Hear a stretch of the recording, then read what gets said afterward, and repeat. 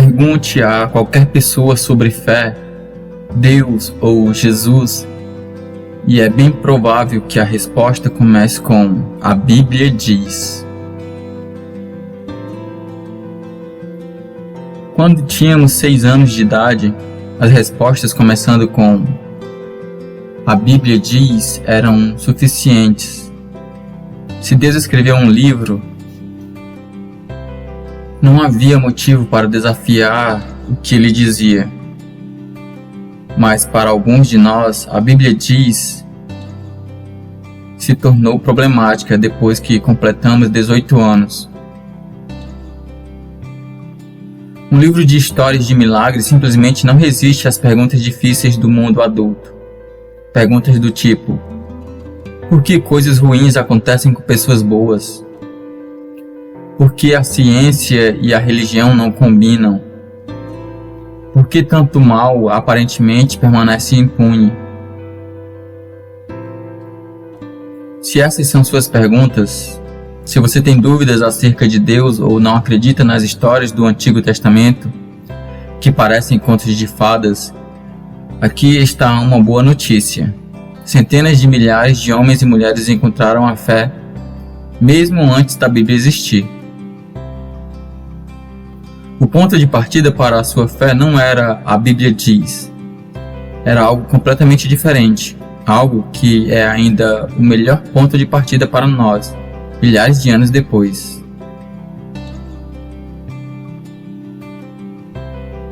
A passagem bíblica a seguir, que faz parte de uma prédica feita pelo apóstolo Paulo para um grupo de filósofos em Atenas, nos dá uma pista sobre esse ponto de partida.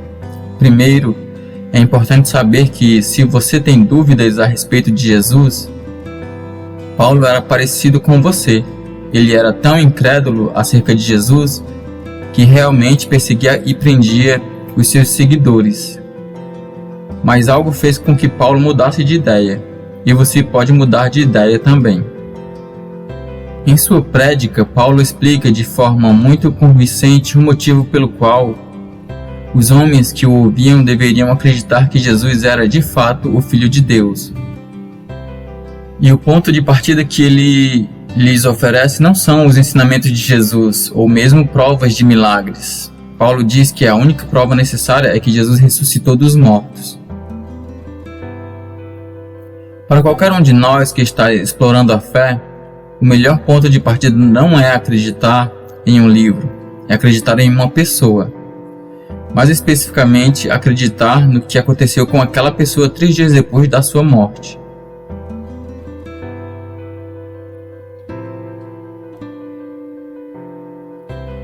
Pois estabeleceu um dia em que há de julgar o mundo com justiça por meio do homem que designou, e deu provas disso a todos, ressuscitando-o dentre os mortos.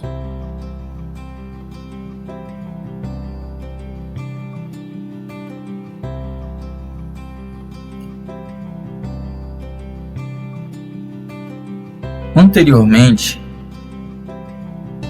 vimos que o ponto de partida para a fé dos primeiros cristãos era acreditar que Jesus tinha ressuscitado dentre os mortos. Sendo assim, também devemos começar por aí, certo? Bem, há um detalhe que precisamos resolver primeiro. Para começar, precisamos entender por que Jesus acabou morrendo. Acredite ou não, a razão tem algo a ver com você. Especificamente, algo que você prefere não reconhecer sobre si mesmo, algo que prefere não admitir. Sou um pecador. O pecado é uma palavra desagradável. É tão desagradável que nós praticamente o abandonamos. Pais, chefes, juízes, ninguém usa o termo pecado para falar sobre um mau comportamento. Ao contrário, falamos que nossas ações imperfeitas são apenas erros. É por isso que era importante para Jesus que homens e mulheres encarassem e aceitassem sua condição de pecadores. E é o motivo pelo qual o nosso ponto de partida para a fé exige que façamos o mesmo. Quem erra não pede perdão. Quem erra não precisa de perdão. Quem erra só precisa de uma oportunidade para agir melhor numa próxima vez. Os pecadores precisam de perdão. Jesus ensinou que o pecado nos separa de Deus, mas que a disposição de Deus para perdoar nos reconecta. A lista de coisas que Jesus chamou de pecado era tão abrangente que ninguém se livra dela, incluindo você. Mas depois ele voltou atrás e insistiu que Deus estava em uma busca sem fim para restaurar o seu relacionamento com os pecadores. Essa aparente contradição resume a mensagem e o ministério de Jesus. Ele não tolerava o pecado. Ele não condenava os pecadores. Em vez de insistir que as pessoas entendessem o que as leis diziam e o que estava reservado para eles, Jesus concedeu aos pecadores aquilo que eles menos mereciam, o perdão. A seguir, vamos voltar uns 2000 anos atrás na história para ver por que essa oferta de perdão acabou, no fim, levando Jesus para a cruz.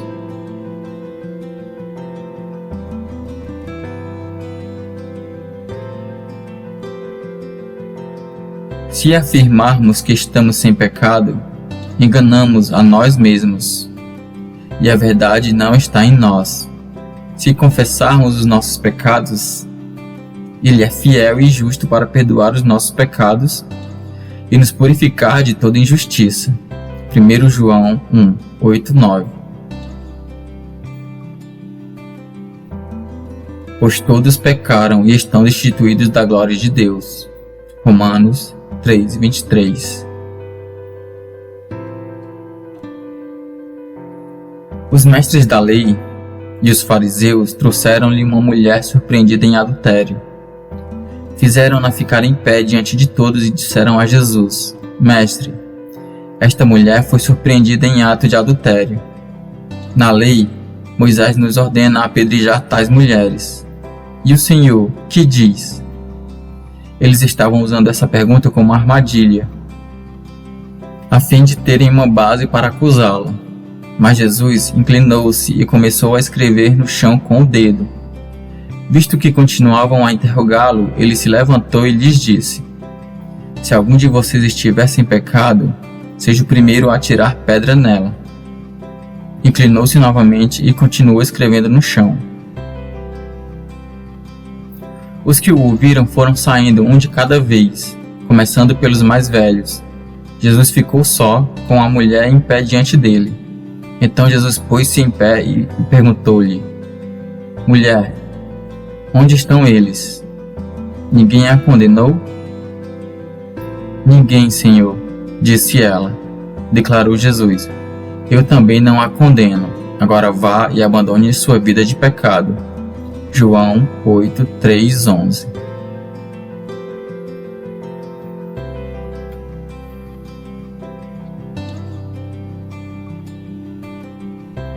Quando você lê um livro, em geral começa pela primeira página. Quando você lê a Bíblia, a primeira página é um lugar complicado para se começar. As pessoas, os eventos e até mesmo o Deus descrito no Antigo Testamento são difíceis para nos identificarmos. Mesmo assim, para compreendermos plenamente o motivo pelo qual Jesus viveu e precisou morrer, vale a pena voltarmos desde o princípio, pois a Bíblia toda, incluindo todas as narrativas complicadas do Velho Testamento, conta uma única história: como Deus vem tentando nos reconquistar, os pecadores, desde o momento em que pecamos pela primeira vez. As três principais tradições da fé, o judaísmo, o cristianismo e o islamismo, possuem vários elementos em comum a respeito das origens do relacionamento da humanidade com Deus.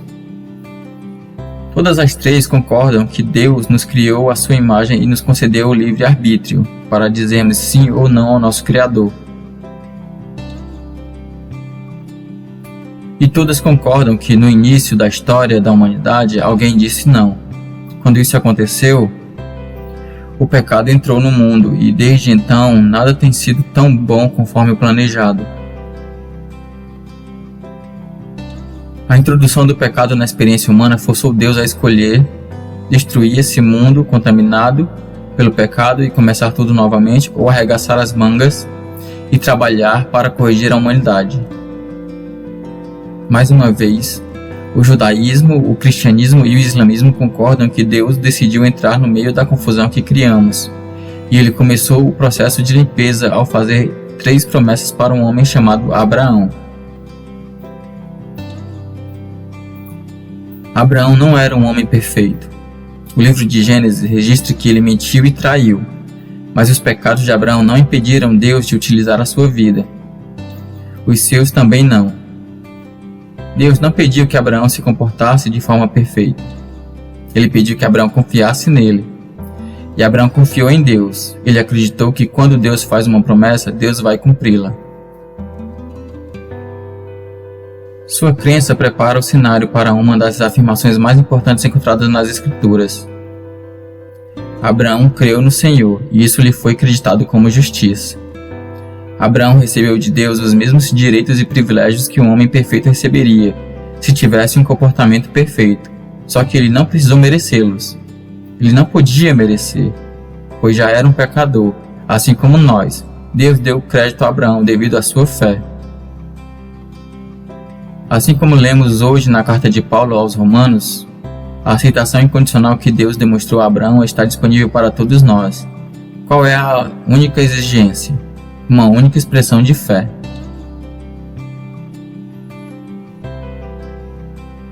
Abraão creu no Senhor, e isso lhe foi acreditado como justiça.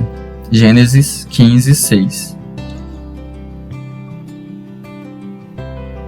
Mesmo assim, não duvidou nem foi incrédulo em relação à promessa de Deus, mas foi fortalecido em sua fé e deu glória a Deus, estando plenamente convencido de que ele era poderoso para cumprir o que havia prometido. Em consequência, isso lhe foi acreditado como justiça. As palavras lhe foi acreditado não foram escritas apenas para ele, mas também para nós, a quem Deus acreditará justiça, a nós, que cremos naquele que ressuscitou dos mortos, a Jesus, nosso Senhor. Ele foi entregue à morte por nossos pecados e ressuscitado para nossa justificação. Romanos 4, 20 e 25.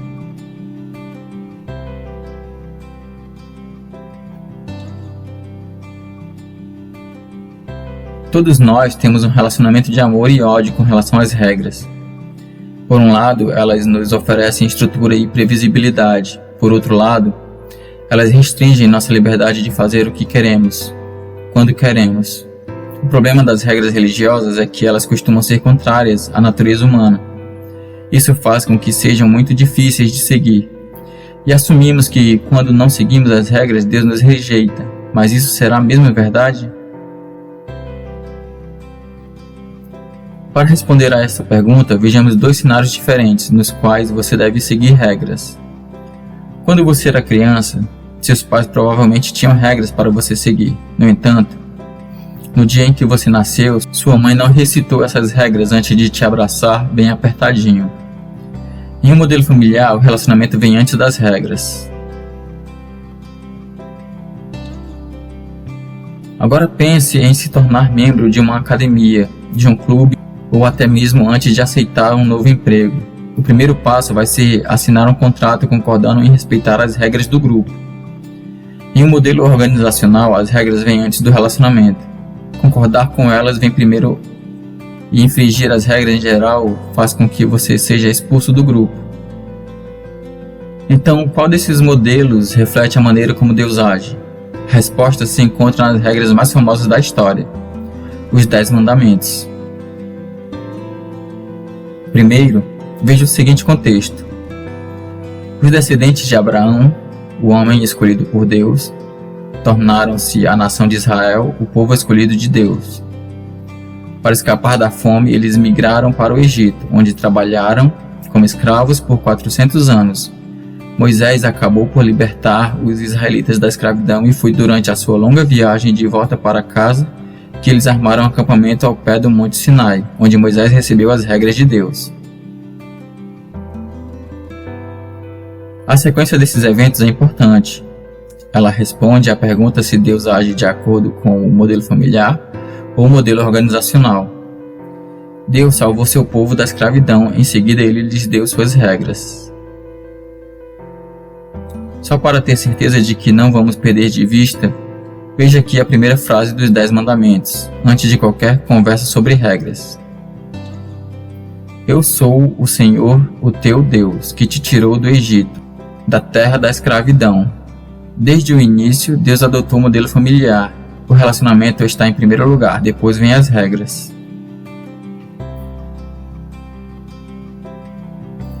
Era verdade para a nação de Israel e é verdade para você. É o que lemos hoje em João 1,12. Contudo, aos que o receberam, aos que creram em seu nome, deu-lhes o direito de se tornarem filhos de Deus. Você percebeu essas últimas 3 palavras? Filhos de Deus. Não membros de uma associação, mas sim filhos. E Deus falou todas estas palavras: Eu sou o Senhor, o teu Deus, que te tirou do Egito, da terra da escravidão. Êxodo 20, 1, 2. Contudo, aos que o receberam, aos que creram em seu nome, deu-lhes o direito de se tornarem filhos de Deus. João 1, 12.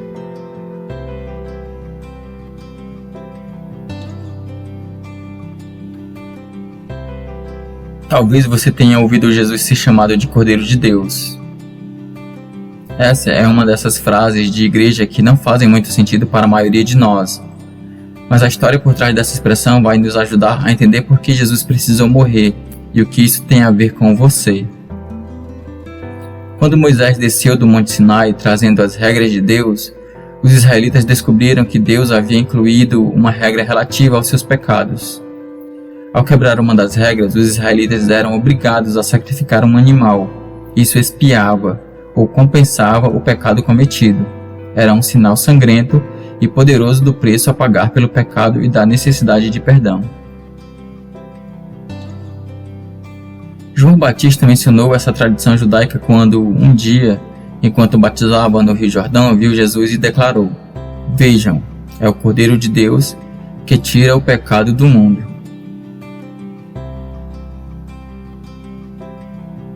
João estava falando para seus ouvintes: Vejam, Deus providenciou um cordeiro para ser o sacrifício definitivo, final pelos nossos pecados. Por meio da morte voluntária de Jesus, ele seria o sacrifício que expiaria os pecados de cada homem e mulher de uma vez por todas, e os animais não seriam mais necessários. Jesus repetiu essa afirmação na noite antes de ser preso e morto. Enquanto ceava com seus discípulos, Jesus disse que o pão e o vinho representavam seu corpo e seu sangue que seriam sacrificados em favor de muitos. Ele descreveu isso como uma nova aliança, indicando que em breve haveria uma nova maneira para encontrar perdão. Essa é uma notícia ótima para você. A maioria de nós tem lembranças que só vão nos causar vergonha e arrependimento. Há episódios nas nossas vidas os quais gostaríamos de reviver, voltando ao passado e agindo de modo diferente. Existem decisões péssimas que não eram apenas erros, eram pecados.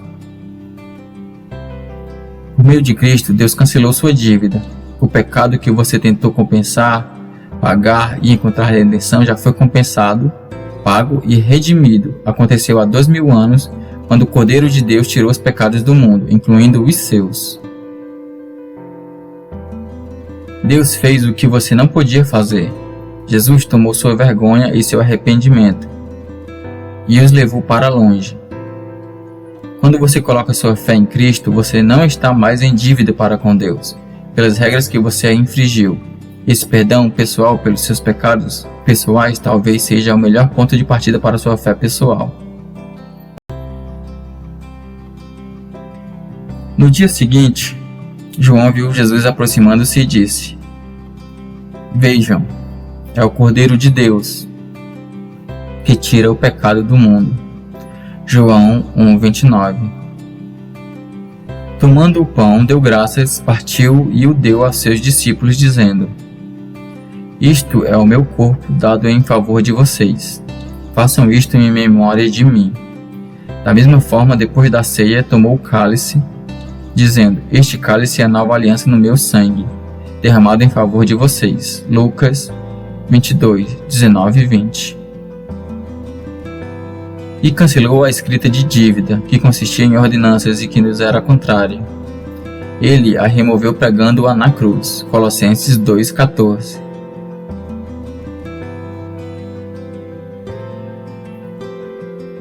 Vivemos em um mundo que recompensa o desempenho.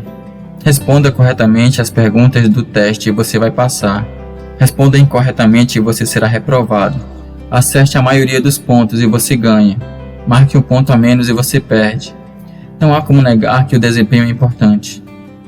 Essa orientação para o desempenho pode formar a nossa opinião acerca de Deus. Quando perguntamos para as pessoas o que elas acham que precisam fazer para ficar ou se manter ao lado de Deus, elas dão uma lista de comportamentos, ou seja, desempenho religioso. Quase todos os aspectos da vida funcionam dessa forma, por que não seria assim também com Deus? Vejamos novamente como Deus perdoa nossos pecados. Paulo nos oferece um resumo na passagem seguinte do livro de Efésios. Pois vocês são salvos pela graça, por meio da fé, não por obras. Começamos nossa relação com Deus mediante uma expressão de fé, mas muitos de nós imediatamente voltam a julgar nosso valor, segundo as obras, isto é, se estamos seguindo bem as regras ou não. Os velhos hábitos são difíceis de mudar. Assim sendo, como devemos resolver essa tensão entre regras e relacionamento? Afinal de contas, toda religião importante ensina que seus seguidores precisam obedecer às regras. Mas se não vamos ser expulsos da família de Deus ao infringir as regras, para que tentar? Vamos fazer de conta que você teve um pequeno acidente de carro e o outro motorista não dá importância e vai embora sem acionar o seguro. Ou o rapaz que está na fila atrás de você paga pelo seu café ao perceber que você esqueceu sua carteira. Agora imagine se a pessoa que pagou sua dívida dissesse: não quero nada em troca, simplesmente faça para outra pessoa o que fiz por você. É bem provável que você procure sem demora uma oportunidade para fazer o mesmo no futuro. Tendo isso em mente, considere como João resume a vida cristã. Nós amamos porque ele nos amou primeiro. Devemos nos comportar a partir da nossa imensa gratidão a Deus pela forma com que ele nos tratou. Não obedecemos a fim de ganhar alguma coisa, obedecemos devido a todas as coisas que já ganhamos. E fazemos o mesmo para com o próximo. 100% do que fazemos na fé cristã são respostas àquilo que Deus já fez por nós.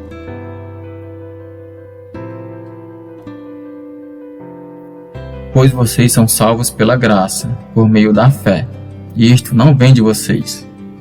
É dom de Deus, não por obras para que ninguém se glorie. Efésios 2, 8, 9. Nós amamos porque ele nos amou primeiro. 1 João 4,19. Portanto, assim como vocês receberam Cristo Jesus, o Senhor, continuem a viver nele, enraizados e edificados nele, firmados na fé, como foram ensinados, transbordando de gratidão. Colossenses 2, 6, 7.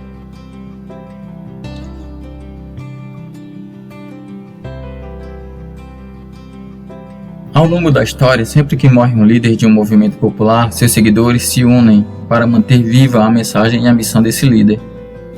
Esse foi o caso de líderes como o profeta Maomé e o Dr. Martin Luther King Jr. Mas quando Jesus foi crucificado, o movimento que ele começou foi interrompido bruscamente. A missão morreu com ele, pois ele era a missão. Jesus não iniciou seu movimento em torno de uma nova lista de itens em que se deve acreditar. O cerne do seu ensinamento era simplesmente acredite. Jesus pediu aos seus discípulos que acreditassem nele. Não nas suas ideias, mas sim nele. Isso se reflete na afirmação que é, possivelmente, mais conhecida da Bíblia. Porque Deus tanto amou o mundo que deu o seu Filho unigênito, para que todo o que nele crê não pereça, mas tenha a vida eterna. Jesus não veio para deixar seus discípulos com uma coleção de palavras sábias e parábolas. Do início ao fim, a missão de Jesus foi Jesus. Portanto, não era de se surpreender que, quando seus discípulos assistiram à sua morte, viram o movimento morrer com ele. O Messias não morre. Um filho de Deus não pode ser assassinado, mas lá estava ele, pregado em uma cruz. Quando Jesus morreu, ninguém acreditou que ele era quem alegava ser. Não restavam mais cristãos. No entanto, os discípulos que abandonaram Jesus após sua morte foram os mesmos que mais tarde arriscaram a vida para contar aos outros sobre ele. E aqui estamos discutindo a respeito dele 2000 anos depois. O ponto central, aquilo que fez toda a diferença, não foi algo que Jesus ensinou, foi o que Jesus fez. Ele voltou à vida. Os cristãos não acreditam que Jesus ressuscitou dos mortos somente porque a Bíblia diz isso. Os cristãos acreditam que Jesus ressuscitou porque Mateus e João, testemunhas oculares, disseram isso. Acreditamos porque Lucas, um médico do século I, investigou os eventos que cercam a vida e a morte de Jesus e concluiu que ele ressuscitou dos mortos. Mesmo Paulo, o odioso perseguidor dos cristãos, chegou a acreditar que Jesus era o Filho de Deus que ressuscitou dos mortos. Seguir Jesus exige fé, especificamente requer fé em Jesus, não nos ensinamentos de Jesus, na pessoa de Jesus. No âmago do cristianismo se encontra um evento comprovado por testemunhas oculares que perderam a fé quando Jesus morreu, mas recuperaram quando ele ressuscitou.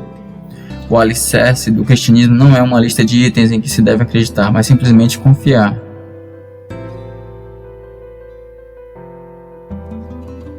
Porque Deus tanto amou o mundo que deu seu Filho unigênito para que todo que nele crê não pereça, mas tenha a vida eterna. João 3,16. Israelitas, ouçam estas palavras. Jesus de Nazaré foi aprovado por Deus diante de vocês, por meio de milagres, maravilhas e sinais que Deus fez entre vocês por intermédio dele. Como vocês mesmos sabem, este homem foi entregue por propósito determinado e pré-conhecimento de Deus, e vocês, com a ajuda de homens perversos, o mataram pregando-o na cruz. Mas Deus o ressuscitou dos mortos, rompendo os laços da morte, porque era impossível que a morte o retivesse. Atos 2, 22 e 24. Deus ressuscitou este Jesus e todos nós somos testemunhas deste fato. Atos 2:32.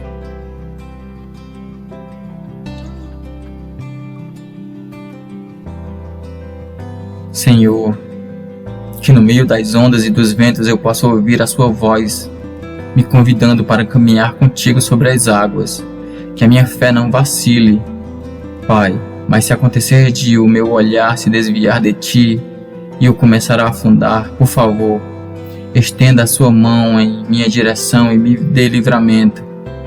Eu confio em ti e sei que o Senhor pode me fortalecer nos momentos mais difíceis da minha vida. Não sei o que fazer diante de tantos problemas, mas os meus olhos estão em ti.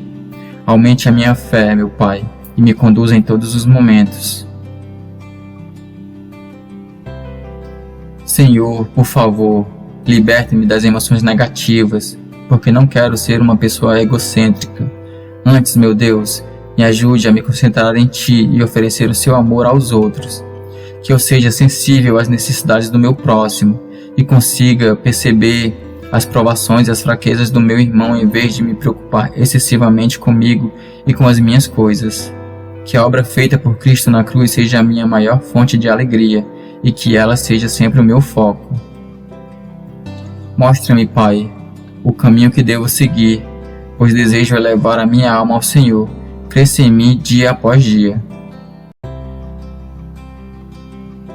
Pai, abre os meus olhos e aumente a minha visão espiritual, que a partir de hoje eu possa enxergar com os olhos da fé, pois sou limitado e não consigo ver além dos meus problemas e tribulações.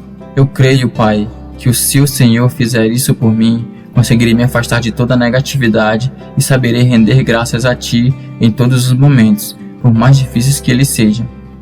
faça com que os meus olhos sejam bons, para que todo o meu corpo seja cheio de luz e resplandeça a sua glória a todos os que estão perto de mim. Em nome do Senhor Jesus eu oro. Amém.